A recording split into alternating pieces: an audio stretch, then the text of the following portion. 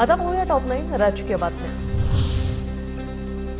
केंद्रीय गृहमंत्री अमित शहा उद्या पुणे दौऱ्यावर राज्य कार्यकारिणीच्या अधिवेशनाला उपस्थित राहणार। महायुतीत 160 ते 170 जागा मागण्यासंदर्भात चर्चा होणार।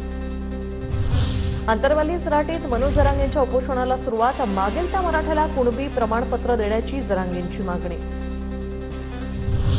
लाडका भाऊ लाडकी बहीण योजना हा सरकारचा डाव। सगळी गर्दी लाडका भाऊ लाडकी बहीण योजनेकडे वळवली गेली। मनोज जरांगेंचा आरोप। मराठवाड्यातील मराठ्यांच्या आरक्षणासाठी अजय बारस्करांचं सागर बंगल्याबाहेर आंदोलन। आंदोलक अजय बारस्करांना पोलिसांनी घेतलं ताब्यात। लाडक्या मित्रासाठी झोपडपट्टी दान केली जाते। धारावीवरून उद्धव ठाकरे यांचा सरकारवर हल्लाबोल।